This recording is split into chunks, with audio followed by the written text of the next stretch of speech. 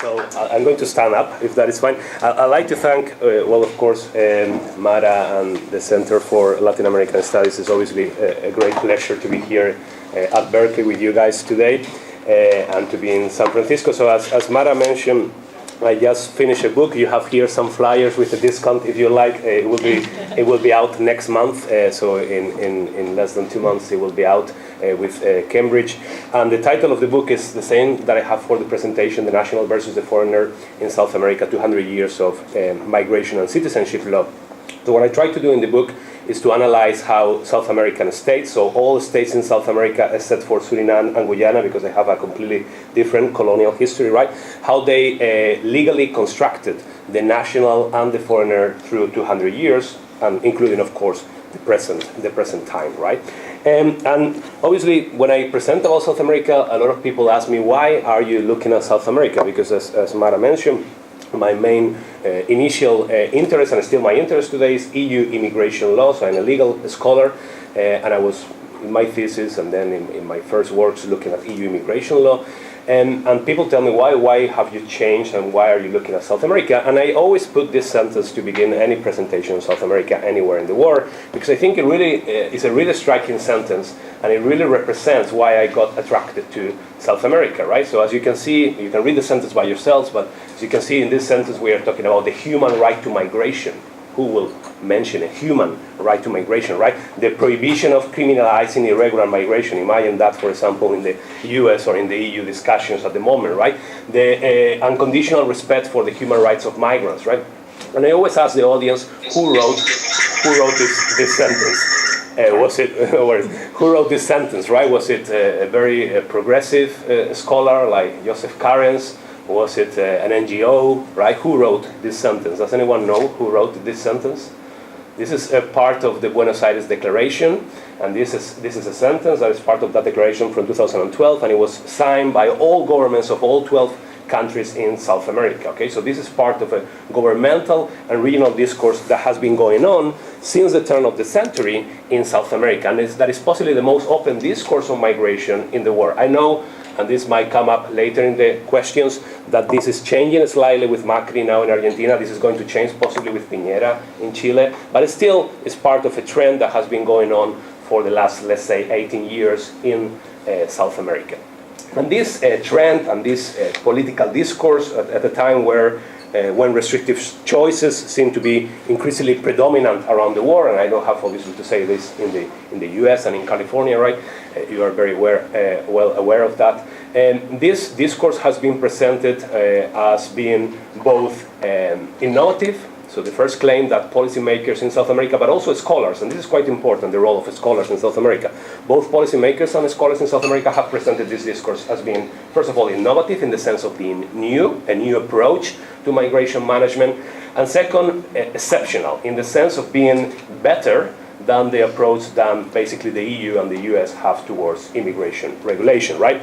And basically a new paradigm and part of a morally superior avant-garde, if you like, path in policy making. So what I do in the book is I take both claims, the claim of innovation and the claim of exceptionalism, and I problematize them, and I challenge them, and I critically assess them, right? So basically, in order to assess the first claim, the claim of innovation, I have to go back into history. And I have to see how these countries, when they became independent, started to legally construct the national and the foreigner through immigration and nationality laws, right? And that helps me in assessing whether what they are doing now is really new or part of simply a 200 years history. In order to assess, so that's the first part of my book. The second claim, which is exceptionalism, is the second part of my book, and basically in those 3 chapters in my book, what I do is to analyze how they regulate immigration and nationality law now in order to assess whether some emerging principles are really exceptional, basically when compared with what the US, more in particular in my case the European Union, do in regulating immigration. So I'm going to briefly try to assess both claims, very briefly, because I know I only have 15 or 20 minutes, and I wouldn't like to take any minutes from Feline. But let me just go back to history a little bit to start assessing the first claim of innovation, right? And I really like this map of the book. It's a map drawn by a Japanese architect, and therefore Japan is at the center of the war. It was when I was living in the US that I realized that Europe was not at the center of the war in every single map. It was actually in the US, it's the US that is at the center of the war, right? So here is Japan at the center of the war, right? And I also like this map because it gives you better the measurement, the true measurement of how big or how small the different continents are, right? So you see South America, right-hand side, massive piece of land. So imagine early 19th century, this massive piece of land, which used to be part of the Portuguese and Spanish Empire, all of a sudden, very quickly, 16 years, 1810 until 1826, all of a sudden we have 10 new countries emerging in this massive piece of land, right? And the 10 new countries, obviously, they need to answer 3 questions in order to define their statehood, right? 3 basic questions to become a state. First of all, what is my territory? Second of all, how do I govern myself? And 9 of them decided they were going to be republics. 1, Brazil, decided they were going to continue to be a monarchy, okay? And third question, obviously, is what is my population? Who is a national and who is a foreigner? And of course, nationals and foreigners are not beings that you can find in the nature. They are politically constructed, they are legally constructed through immigration and nationality laws, okay? And this question was very important for South Americans, because obviously this question was not only about defining, legally speaking, the different categories, but it was also about constructing nations, right? These countries, when they became independent, independence came with weak statehood, if you like, but with no nationhood, right? Nationhood was something that needed to be constructed as well through political discourse and through legislation, right? And that is why in the early 19th century, for example, all these countries decided to adopt jus soli. Some people have wrongly assumed that they adopted jus soli because they copied the US. That is far from true. They adopted jus soli because they copied what the Spanish Constitution of 1812 had. Jus soli was actually the best way to create citizens or nationals out of colonial subjects, and also to force national communities from colonial societies that were marked by stark social divisions. Okay? The same way they said, well, all those who are born here are going to be nationals, but that doesn't mean that they're going to be citizens. From the very beginning, there was a distinction between nationality and citizenship. Nationals were all those who were born in the territory, and that meant they had civil rights, and they also had obligations, conscription, paying taxes, etc. But citizens were only those who had property or capital, and who were, of course, male, etc. Right? So this was construction, a legal construction of who was going to be the ideal citizen. And that is very interesting, because the ideal immigrant matched perfectly the idea of the ideal citizen. So one thing that South Americans did was, which was path-breaking, very interesting in the early 19th century, was to open borders. Open totally borders. This was not a rhetorical device. It was actually enshrined in laws, not enshrined in any type of law, enshrined in the constitutions.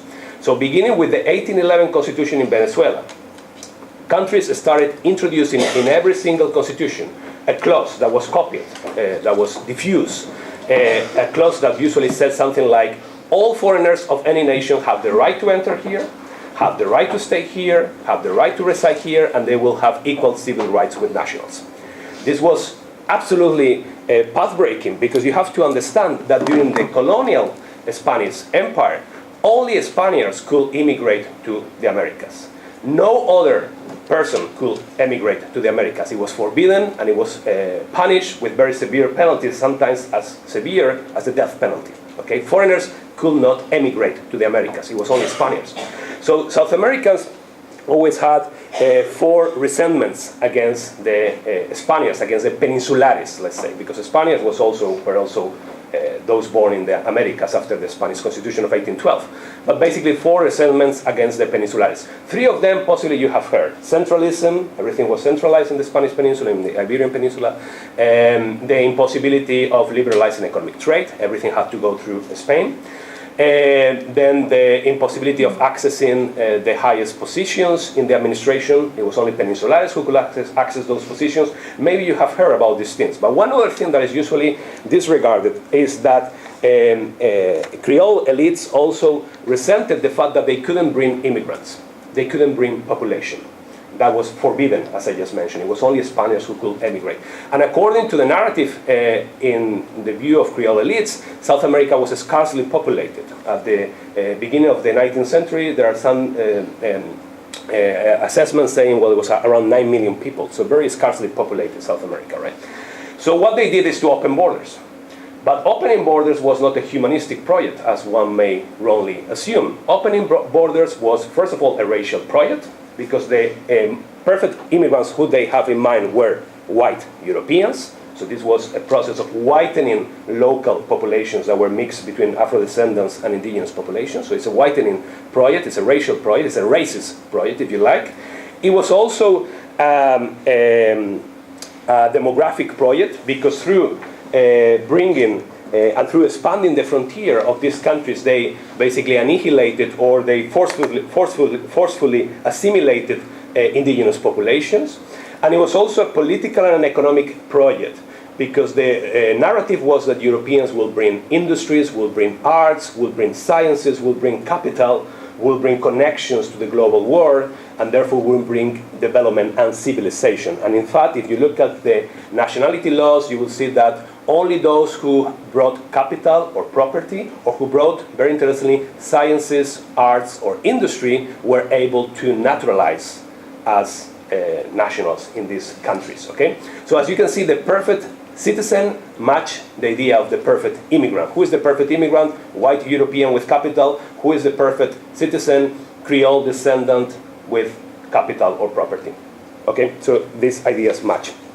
In the beginning, very few immigrants came to South America. It was only from basically 1880 until 1930 that large numbers of immigrants arrived to South America. Actually, people disregard sometimes that South America was the second region in the world to receive the largest number of migrants between 1880 and 1930, only after the US. So it was not Australia, it was not Canada, it was not South Africa, it was South America. Argentina in itself was the second country in the world to receive the largest number of migrants in this period, 6.4 million. At one point, Argentina, a third of the population of Argentina was foreign born by 1914, for example. Apart from Argentina, Brazil was the second country receiving the largest number, then Uruguay, and then all other countries also to a lesser extent received immigrants. And as I said, in the 19th century, we had this idea of opening borders, right? We wanted immigrants, we open borders, we give them equal rights, we give them possibilities to naturalize, etc. But that starts changing at the end of the 19th century, and this is a trend that we can also see in the whole of South America and through the whole 20th century. So now that walls, unfortunately, have become famous again, what South Americans did in the 20th century, late 19th century until the end of the 20th century, was to also build a wall. And in each of those bricks, you can see certain categories of foreigners who were excluded, who were undesirable, who were rejected because of different traits, because of different considerations.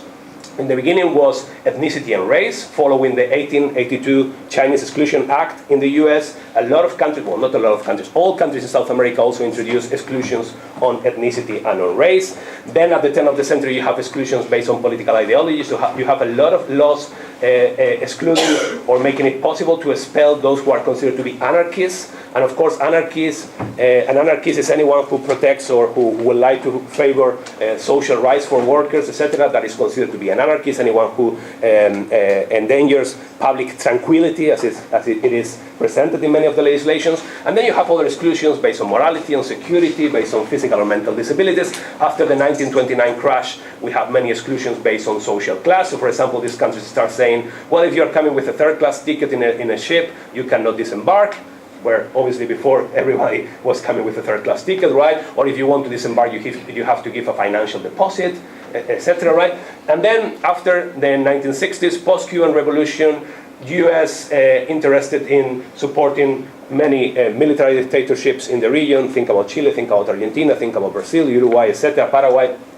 Foreigners, this is the apex of restrictionism. Foreigners are considered basically as a security threat in itself because they are foreigners. And there you have the most restrictive laws in the history of South America on immigration. And those laws still affect the way immigration is regulated today. In some cases, it is so much affected that the same laws continue to be enforced. For example, the one in Chile, which comes from 1975, from the period of the Pinochet dictatorship. Okay, so What changes, and I'm going to conclude very quickly, what changes after the return to democracy in the 1980s? Okay, all the countries that have been military dictatorships slowly come back to democracy in the 1980s, the last one being Chile. And three things have changed which affect dramatically the way in which these countries regulate immigration and nationality law. The first thing that has changed is that once you return back to democracy, you want to tell to the world that you are a democratic country again.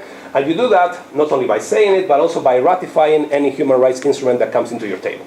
Okay, and this sounds like a joke, but South America is the region in the world with the largest ratification record of the United Nations human rights instrument of any of the regions in the world, including, of course, the Migrant Workers Convention. Okay? Not only that, but of course we have the Inter-American Court of Human Rights, the Inter-American Commission of Human Rights, started in the 90s to deal more properly with human rights, and in the 2000s to deal with the rights of migrants, and you possibly know the opinion, famous opinion from 2003, consultative opinion from 2003 from the Inter-American Court of Human Rights. Second thing that has changed is that these countries have always been immigration countries throughout history. They were never emigration countries with the exception of Bolivia and Paraguay, which emigrated to countries in the region. They were always immigration countries, right? But after the military dictatorships, they realized, well, we are not immigration countries any longer, rather the opposite. We are emigration countries. Where do we emigrate? We emigrate basically to the US and to Europe, mostly to Spain. And we realized that, first of all, we have to reassess the figure of the emigrant. The emigrant was always considered to be a traitor, not anymore, because emigrants bring money, they liberate job markets at home, they are important ambassadors, if you like. So there is this reconsideration of the role of the emigrant. And also, there is a second point that is very important, is that many of our emigrants abroad are actually undocumented. Not only in the US, but also in Spain and the rest of Europe. And we have to start fighting for the rights of our emigrants abroad.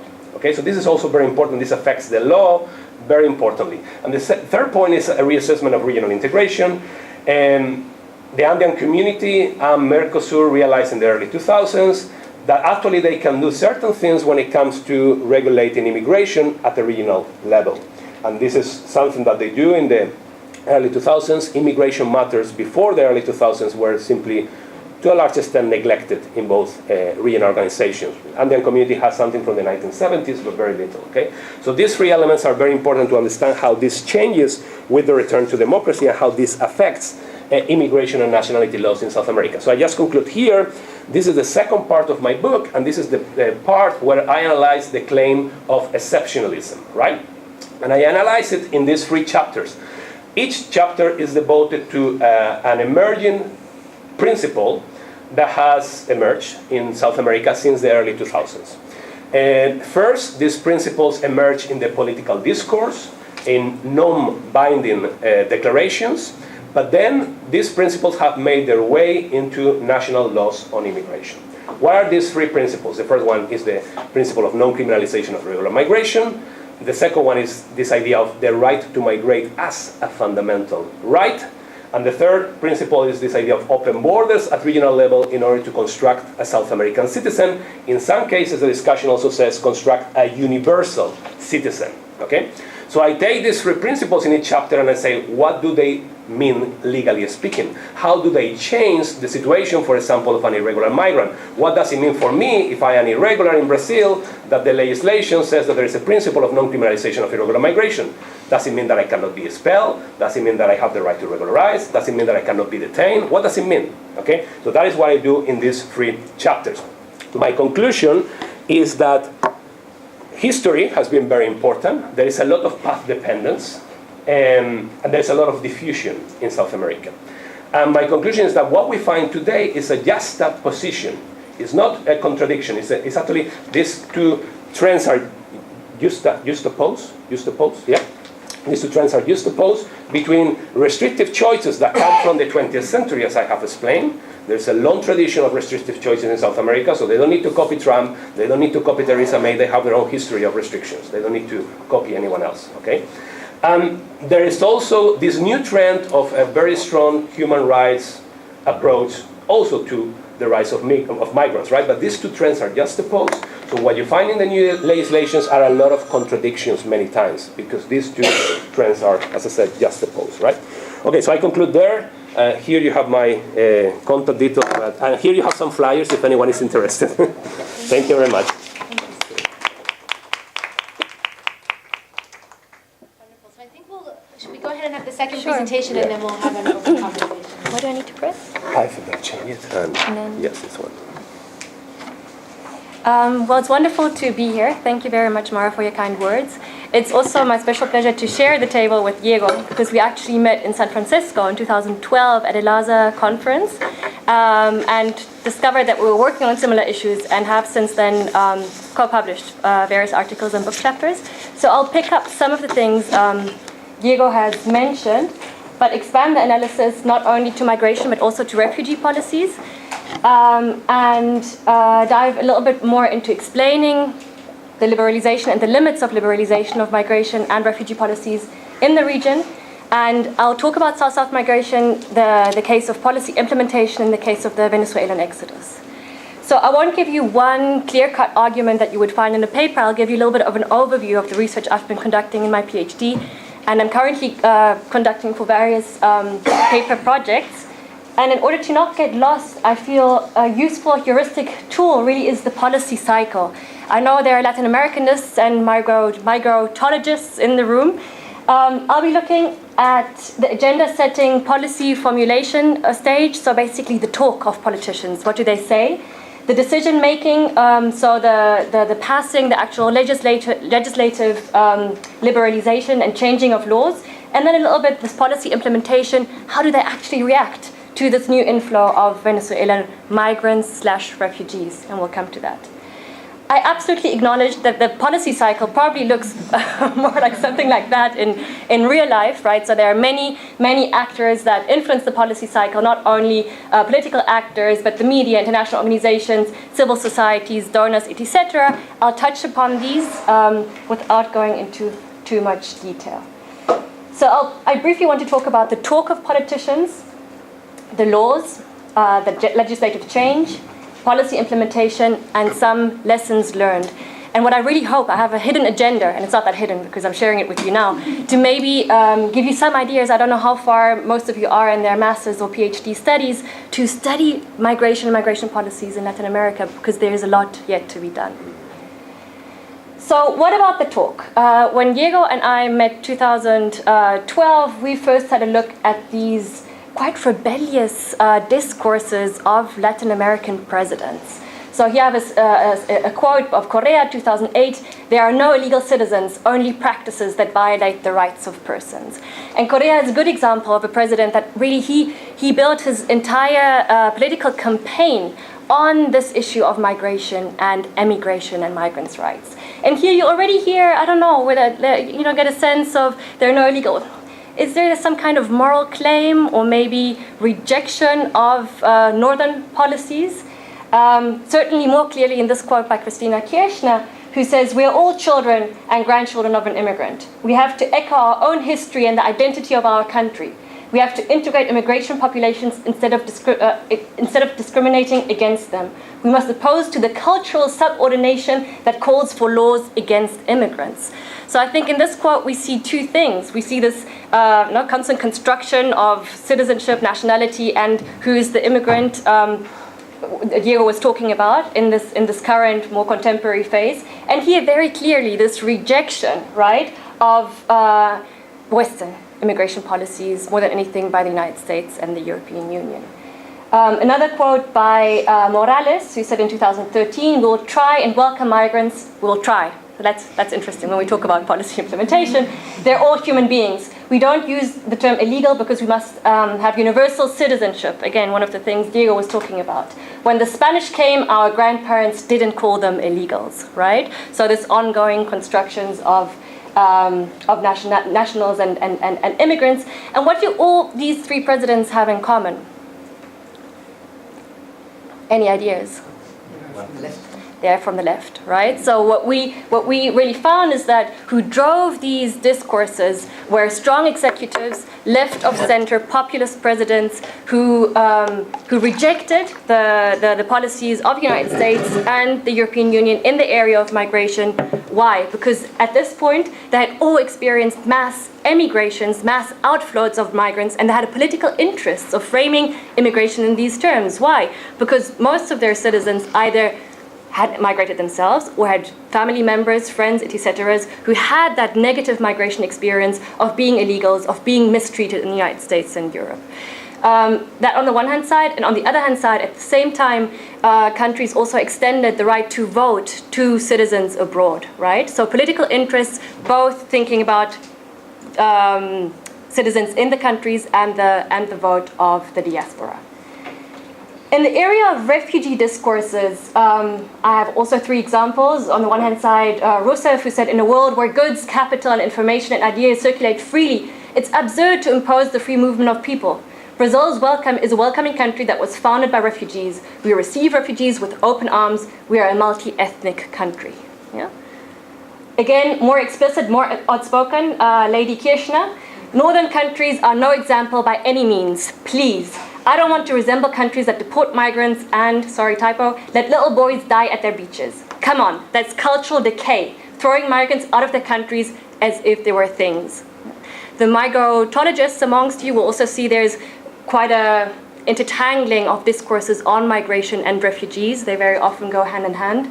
And here I have Maduro, who still in 2015 claimed that he would give instructions to the foreign ministry to hold a meeting with the Syrian community and that Venezuela will receive 20,000 Syrian compatriots. I think in the same time the United States was willing to accept about the same.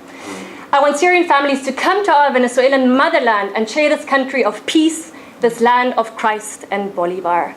As we'll see at the end of the presentation, millions of Venezuelans are now trying to flee and escape this land of peace, Christ and Bolivar, so they never even received one single Syrian refugee, but the discourse was there, right? We'll be more humane, we will do it differently, we'll do it the right way. So what I've done more recently, I looked at the declarations, and Diego started out with the quote from the Buenos Aires Declaration, right? These are declarations, non-binding declarations by the South American Conference on Migration. Again, migrotologists amongst you maybe know about the regional consultative processes that exist in every world region, really, and they usually come together under the auspices of the IOM, right? And it's usually representatives of the foreign ministries that come up with these declarations that are non-binding, but yet I feel give us a good idea of the dominant paradigm, right? The dominant ideas on migration in the region.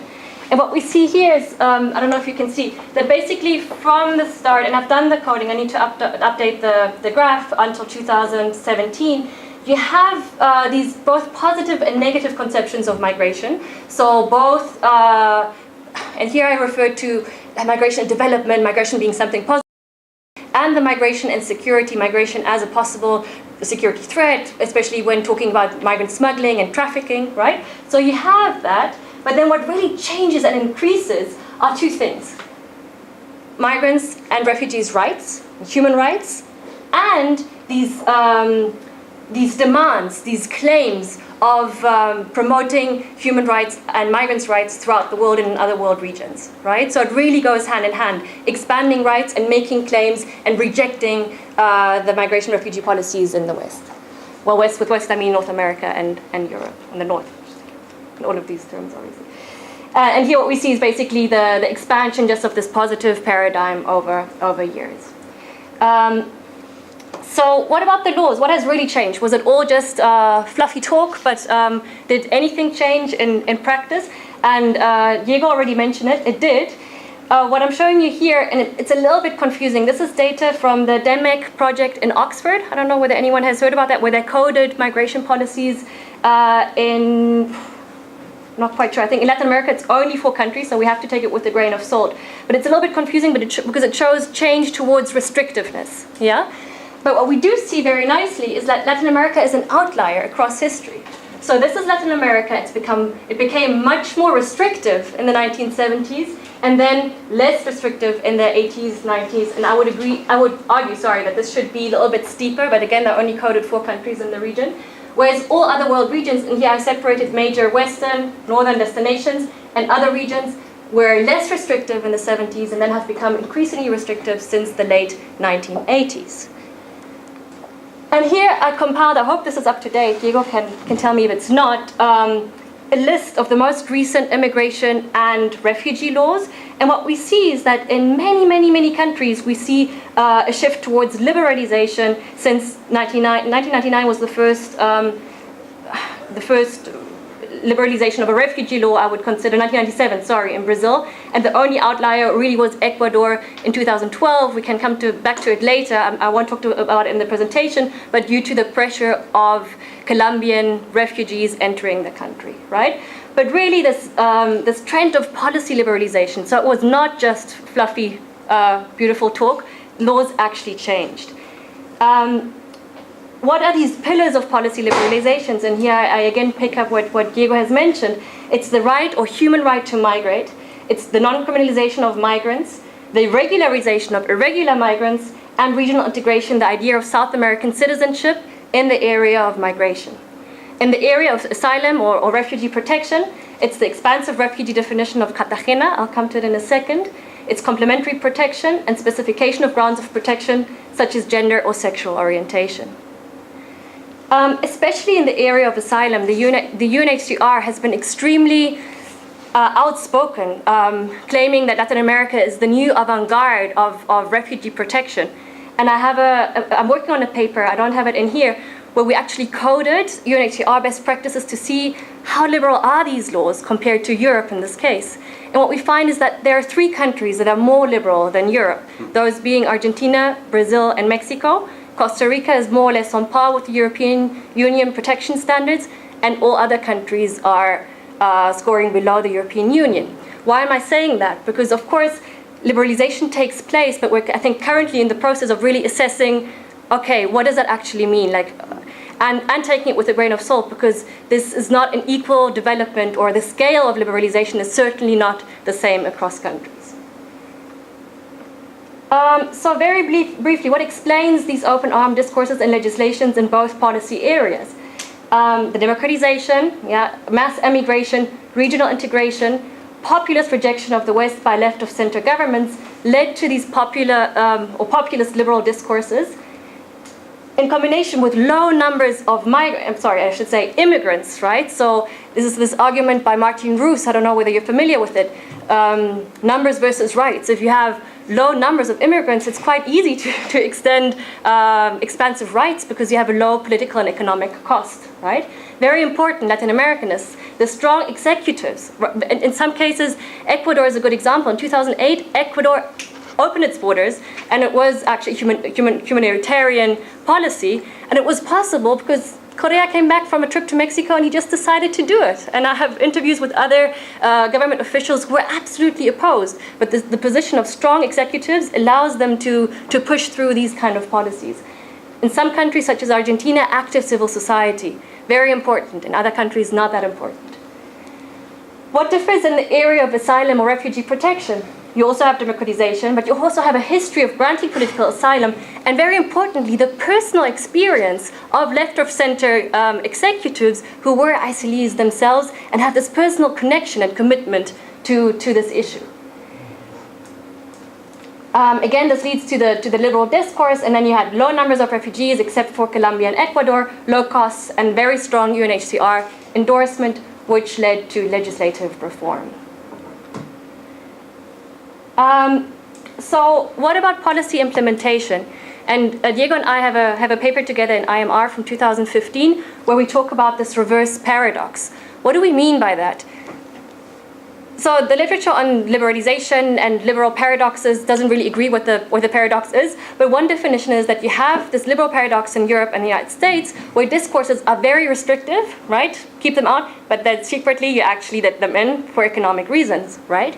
And what we found in Latin America is that the gap between discourse and policy, both law and policy policy as in not necessarily implement for the, but let's say laws and policies, is actually the other way around. Discourses are far more liberal than the laws and policies implemented. So you have this reverse gap, between discourses and policies. And you have a discourse that talks about basically the universality of migrants' rights, that everyone should be open borders, everyone should be let in, but then some are not let in. And who's not let in? In our paper, we look at African, and I know there's someone who will watch this remotely, interested in Haitian immigration, so we looked at Caribbean and African and Asian immigration, and very clearly, governments did not expect flows to change, and when they did change, and in some cases, such as Argentina, the laws actually provide for the possibility to exclude those that cannot enter legally, which basically, on a tourist visa, which basically means excluding migrants from Africa, Asia, the Middle East, and the Caribbean, because all others can enter legally on a visa. Yeah. What I want, and maybe you have more questions about that, we can answer that. What I quickly want to look at is the Venezuelan exodus, because their critics could say, well, yeah, but I mean, you've been very strict, so maybe they're still really progressive and they just don't want Africans and Asians and Caribbeans. And what we say is, they really, the laws and the liberalization focused a lot on regional migration, right? And on giving legal status to regional migrants. So now with the case, and it's always so tragic, I feel, to have these tragedies that become case studies then. But Venezuela is a really good case study to test these provisions and to see how our government's reacting. So I don't know how much you know, and I'll try to be quick, 2 minutes, read about the Venezuelan migration crisis, and of course we should use crisis in inverted commas and with care. I feel that in Europe, at least, very little is being reported. The official numbers and the real numbers are widely apart. So the official numbers managed by IOM are around 1 million Venezuelans living abroad. Estimates that I find probably more likely to be accurate are around 4 million. When have you last heard the number 4 million and the term migration crisis? The Syrians, 4 million Syrians led to this huge outcry, migration, refugee crisis that was covered across the world. About 4 million Venezuelans are living outside of Venezuela, and the vast majority left since 2014, since the social, economic, and political crisis. You had waves of migration before when Chavez took power, and then with the paro de petrolero in the 2003-4, but those were mainly upper or upper middle class migrants. Since 2014, we see this exodus of people. We don't know really how many there are. These are the official numbers. They're updated. This is UNHCR data from March. 500,000 legal or irregular migrants. These are Venezuelan migrants selling arepas in Lima, and only 150,000 asylum seekers. That number is probably accurate, right? But the real numbers, and here we see mostly in the United States, I think 40% of the asylum seekers in the United States, and then 15-16% in Peru and Brazil. Spain a little bit less. But again, handle these official numbers with care. There are many, many, many more. So what I know is that the unofficially border officials say that 40,000 Venezuelans are crossing into Colombia every day. About half of them will go back. They come for the day to buy food, to try to work, and then cross back into Venezuela. 10,000 stay, and 10,000 try to find a different destination in more than anything in South America. Why more than anything in South America? Because the people who leave now don't have the means to get any further. A bus ticket to Peru costs about $300. People sell everything they have and still cannot make those $300 if they don't have access to remittances. Are they migrants or are they refugees? What do you think? Any opinion? This is a really interesting question, and if you see the numbers of asylum seekers, they're very few. I mean, it went up starkly, but there are actually very few do make asylum claims. What we have to remember in the Latin American context is that Latin America, basically all countries in the region, have included the Cartagena refugee definition. The Cartagena refugee definition was developed in the Central American migration crisis in Mexico, in the 1980s, and it is more expansive. So if you think about the UNHCR refugee definition, you basically, in theory, have to prove that you're personally persecuted, right? Personally persecuted because of religion, political opinion, race, gender, etc., etc. Gender not. And the Cartagena definition includes people who have fled their country because their lives, safety, or freedom have been threatened by generalized violence, foreign aggression, internal conflicts, massive violation of human rights or other circumstances which have seriously disturbed the public order. So it's a much wider, much more expansive definition of who should be considered a refugee. And careful, of course, like the refugee status is always granted personally, right? So still every individual would have to make a claim. And what I want to show here is that on the one hand side, of course, we have the economic crisis, and you see very clearly that asylum claims went up almost we're mirroring the economic decline, and that leads some policymaker in the region to say no, they're economic migrants. But at the same time, if we look, for example, at murder rates in Venezuela, right? Caracas is now, I think, the most dangerous country, most dangerous city to live in the world. That they also went up at the same time. Yeah, and these are estimates, but they're like over 90 murders per 100,000 citizens in Venezuela, and this was end of 2016. It probably went up even more. I have one quote here by a lady who witnesses in front of the Inter-American Court of Human Rights last year. In Spanish, she said, "Pensar diferente en Venezuela es un pecado, y lo pagas con cárcel, con represión y con ser violentado tus derechos como persona. Hoy en día en Venezuela no se respetan los derechos humanos, no los tenemos. No nos respeta ni siquiera el derecho a satisfacer nuestras necesidades básicas, como la comida, como es la salud y como es el derecho a pensar diferente." So given that as background, what have been the reactions? And again, mind the official numbers of legal status. I put them there anyway. So at least 1 million Venezuelans in Colombia.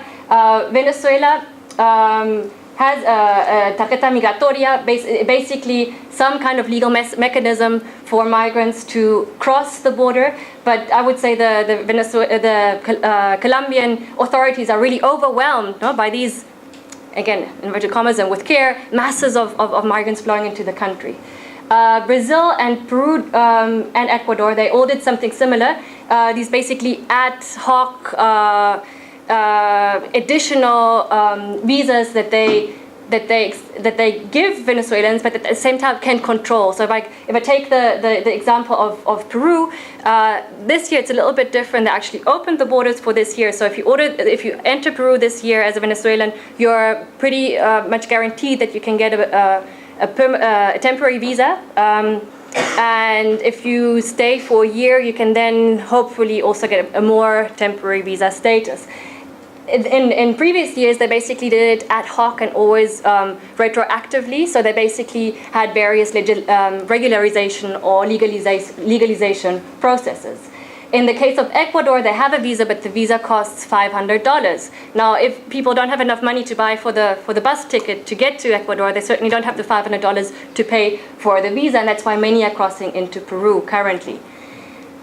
Another approach that is much more in line with this liberalization we've been talking about was taken by Uruguay and Argentina, who basically unilaterally extended the Mercosur visa. So Venezuela has been excluded, or what's the word?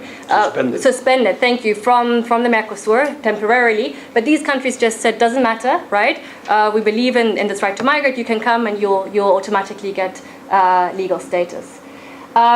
Mexico, on the other hand, is the only country in all of Latin America that at least up to mid-2017, and I'm going to Mexico in a couple of weeks to do additional research, basically accepted all asylum claims by Venezuelan migrants.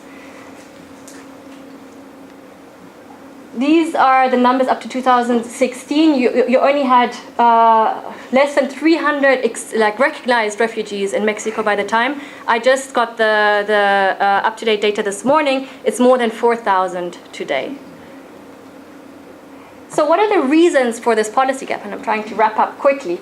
Economic constraints, numbers versus rights. Contesting ideological paradigms, so you have the human rights versus the securitization paradigm, and here I would slightly disagree with Diego. Yes, there might be historic roots, but in the case of Ecuador, for example, when they opened their doors, there was a huge backlash, and there are a lot of Wikipedia documents of the kind of diplomatic cables that were sent to Ecuador, by the United States, and by Central American countries, exerting a lot of pressure on Ecuador to reverse that policy. Lack of institutionalization of the new paradigm. So maybe, again, we can talk about it in the Q&A, what is happening in Argentina, for example. And Macri tried to take this liberalization back, and he wasn't able to. Why not? I think what will happen in the future very much depends on how far.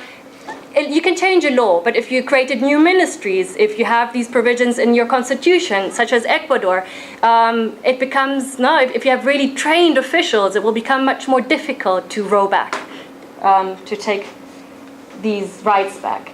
And then something really interesting, public opinion. Yeah? Latin Americans tend to be kind to immigrants, but reluctant to immigration. What does that mean?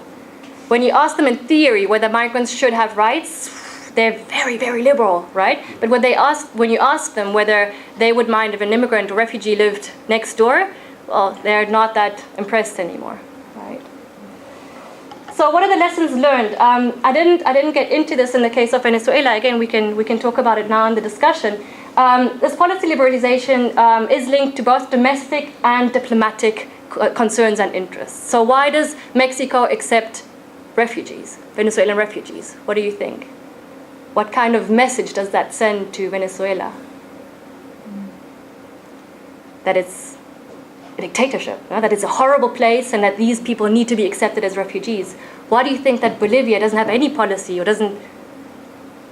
Because if you accept people as refugees, you basically send an international message against the regime, against the country.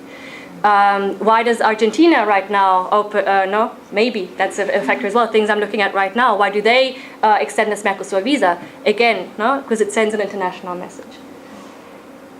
Another thing we can learn from Latin America is that not only interests and institutions, but also ideas, ideology, these paradigms and moral considerations of politicians, I think they have a real impact, and I'm trying to prove that right now, with numbers and coding, that this paradigm that we see in this evolving or expansion of rights in the Declaration, that fed back and had an impact itself on other countries. In Peru, I'm looking at Peru right now, it was this thing, we don't want to be left behind, right? So the regional consensus has changed, so we better change our laws, right? So it goes both ways. You have the discourse of presidents and the regional paradigm, but then the regional paradigm, once it's changed, I think it also changes policies in other countries.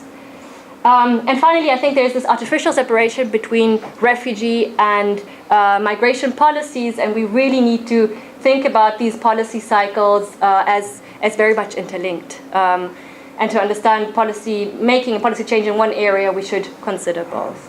So that's all. Come to Lima, do research on this. I'd be happy to help. Thank you very much. Thank you both so much for the provocative, informative presentation on your current research, and I'm just going to open the table for questions. You may also have questions of each other.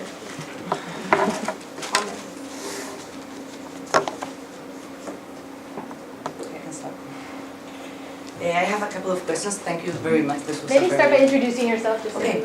I'm Antonia Mardones. We talked through email with Diego. I'm a sociology PhD student. I'm in my second year.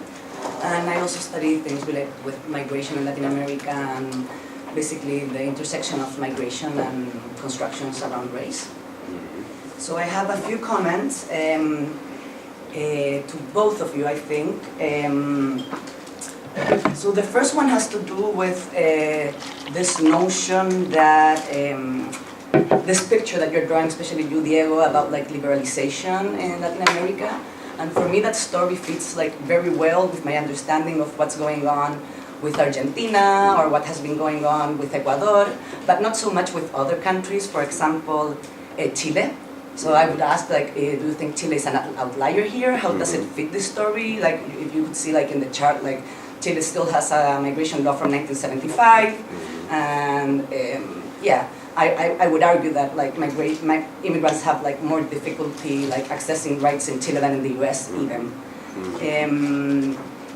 Okay, that was one. The second question I have has to do with this difference between like laws on paper and laws on the ground. So how much impact does like this legal changes have like in how actually like policies are implemented?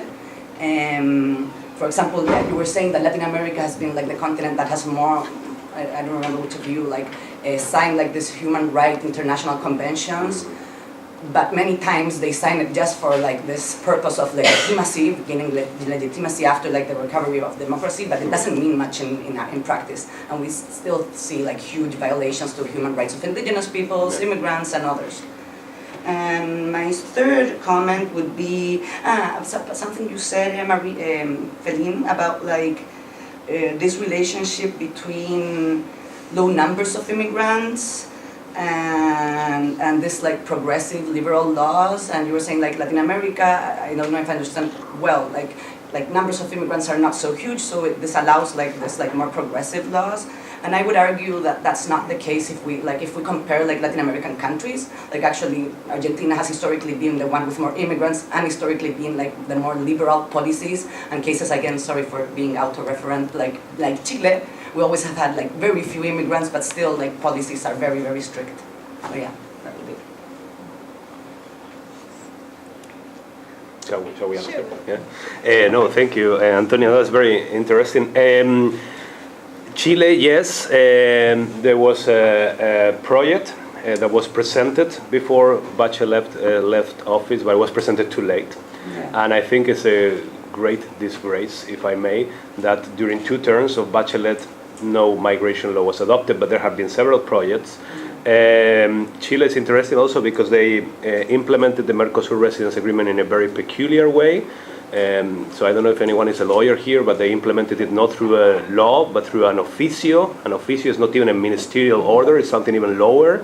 So that has created a lot of problems.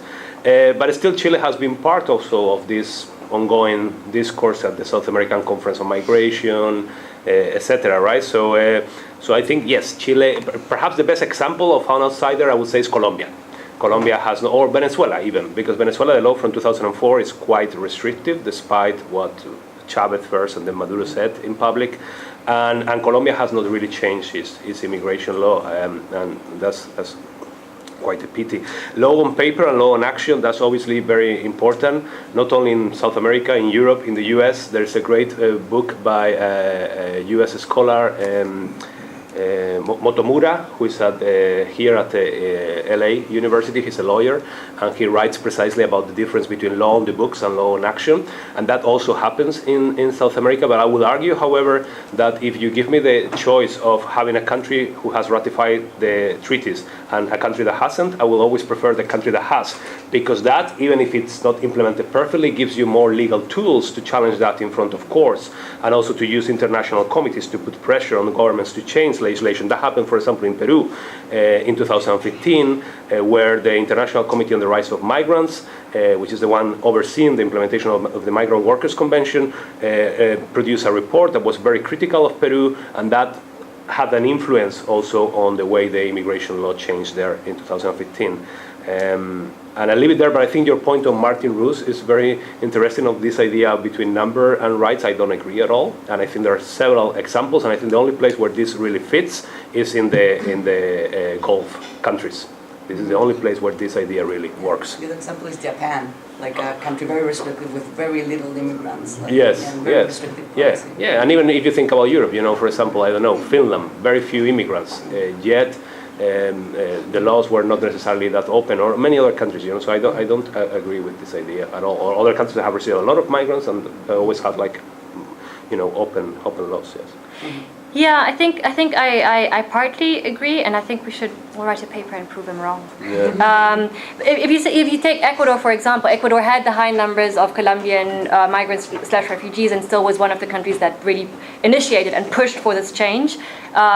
You then also had the setback when you had like an increase of the numbers. So I think there is something there, but it's certainly not everything.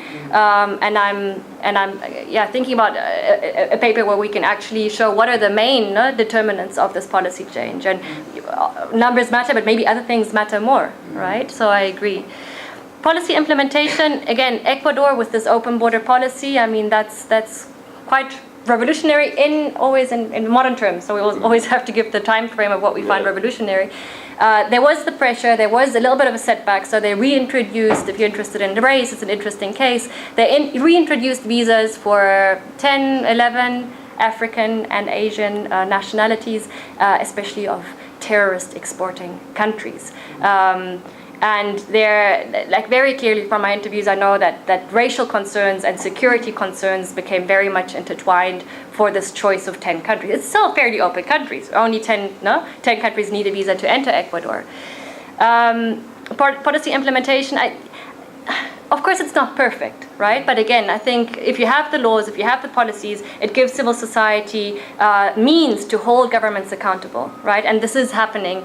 We can talk about Argentina, where they really tried to maybe I think you've written more about that, to take part of this liberalization back, and it was mainly about expedited expulsion, yeah.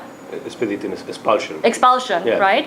And civil society organizations and basically the justice system was able to halt that desire by Macri to row back. Yeah, I think.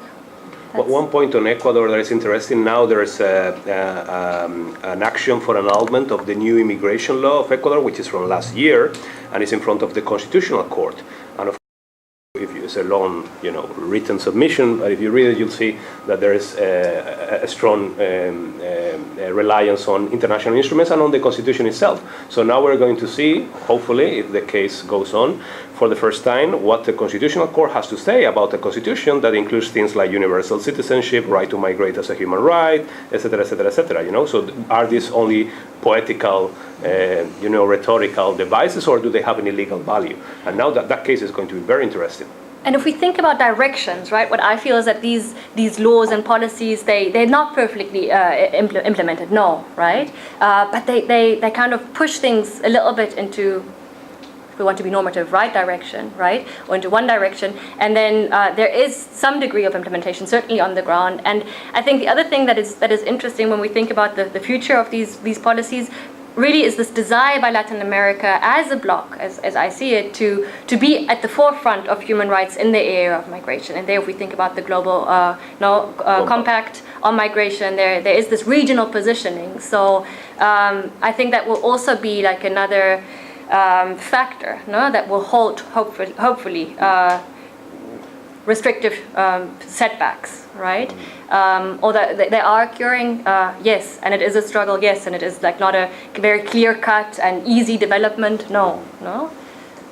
And certainly with great, we didn't get into it too much, great variation, among the countries. So Argentina is a leader in the migration law. The countries that have implemented or included this right to migrate are Argentina, Uruguay, Bolivia, and Ecuador, right? And then Brazil really was a leader in the refugee policy, but there certainly is great variation also in intra-regional comparison. My name is Marimar and I study Latin American Studies here at Berkeley. I wanted to know if within your research you found like any programs that are meant to integrate immigrants into these societies, because I feel like if we don't integrate programs that are meant for integration, then it's kind of problematic, because that's when like the people feel like, oh, like what are they doing here, kind of thing. So I just wanted to know if you found anything within Ecuador or Colombia or any of these countries in South America. I think that's a very interesting question. Of course, integration is a big issue in European immigration law, but at the level of the law, it hasn't been a big issue in South America. There are a lot of programs for returnees, so immigrants who then come back to the countries of origin, like Ecuador or Peru, etc. But there are no programs, to my understanding, of integration for immigrants. Perhaps the rationale behind that is that most migrants will be regional, they will speak the language anyway. Well, can I disagree a little bit? Yeah, it depends how you define integration programs. Maybe no integration programs, and I can come to it in a second. But these laws, both the migration and refugee laws, are very expansive when it comes to social rights. So if we think about access to education and healthcare, these are provided in both migration and refugee laws. Again, maybe being revolutionary, even in historic perspective. Integration programs, no. What is the obvious answer? if you think about, there's no money, right? There's no money for integration programs for foreigners because there isn't even the money for social programs for nationals.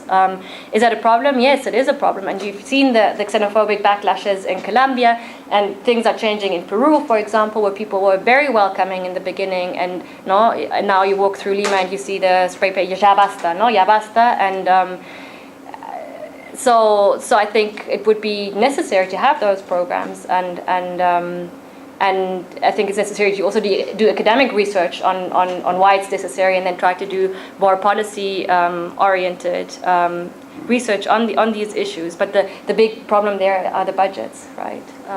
And the problem with integration in Europe is that it has become a requirement in order to access rights. So before you access certain rights, not only before you naturalize, but before you access certain rights as a foreigner, you need to prove that you're integrated. And you need to prove that through language requirements, civic knowledge requirements, all that. And that has become quite problematic from the legal point of view in Europe. We don't have that in South America, but we have, when you want to naturalize, you need to pass certain integration conditions. So you need to prove that you speak the language, that you know the history, etc. So that's also a requirement to naturalize in South American countries in general. My name is Louis. I'm a philosophy undergrad, and I have a question as to rhetoric. You spoke of this distinction between economic migrants versus economic refugees, and there was even a hesitant here to say that these people could be considered economic refugees. I think that as a society where we will accept economic conditions as being a factor in our own violence, in our own societies, in our own cities, how is it, do you find it common that people in academia also will find this difficult to recognize economics as being a factor in violence in other countries, and as a cause to drive people to want to leave, to avoid that violence or the prospect of violence? And do we use this distinction to avoid extending refugee status to people who are poor and living under those conditions? Oh yeah, absolutely. I mean, and I'm working with the UNHCR and the IOM in Peru, and I mean, with those organizations, again, people that look at it's the data. Personally, they'll say that it's actually impossible to make that distinction, or that we should see forced migrate. Like if you leave because you have to, it doesn't really matter whether you'll die because you'll be shot or you'll die because your children will starve to death. It's still forced migration, right? But then the whole, I think it's the two reasons. If we would internationally consider all forced economic migrants to be refugees, the numbers would go up exponentially, and those would be costs, political and economic costs for the host countries. And then it's this whole system that's built on the distinction, right? So the UNHCR always tries to say Venezuela, and if you look at this case in Venezuela, they said they were refugees, then they took it back, and they said again they were refugees. Why? Because if they're refugees, the UNHCR will get the money to deal with them. The IOM is saying no, they're economic migrants, because then they get the funds to manage these flows. So I think that is going on both on the individual level of countries, but the whole international system of managing human mobility is built on that separation, which is not accurate in real life. No? That's my point of view. No, I agree. Hi, I'm from the journalism school, and I'm curious about, I did a project recently on African migrants going through Ecuador as a gateway to kind of getting into the Americas, and then traveling northward to come to the US and apply for asylum. So I'm curious, you mentioned Cartagena, and I'd never heard of that before, so I'm curious about how that definition of refugees, which seems a bit broader and would maybe encompass some of these African migrants who aren't necessarily considered refugees or considered economic migrants for different reasons. I'm curious about, like, one, the implications of a country like Ecuador opening up their borders and then permitting for more undocumented migrants to come to other countries that may not have as strict border, or that may have more strict border laws, but also how I think more, I just want to know more about Cartagena, I think. Yeah, you can. When I did my PhD research, I actually also looked at Africans and Asians in Ecuador and this transmigration issue. And what we saw in 2008 is that asylum applications by Africans increased exponentially across the region.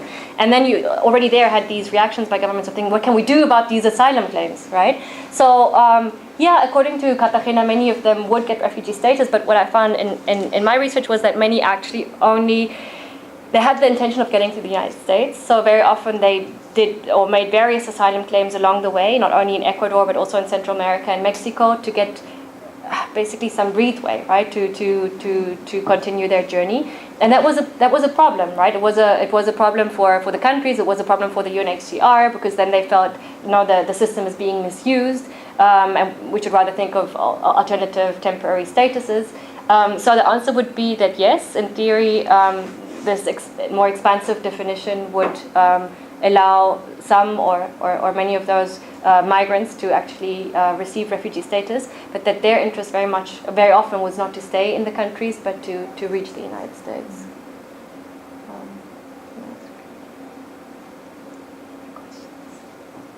We've run out of time, right? This was till 1:15. Yeah. I don't know if they need the room, but I want to thank you both so much for these great presentations, and thank you all for your great questions. And we can continue the conversation informally until they kick us out of the room, but I want to end in case someone else is waiting. So thank you all very much.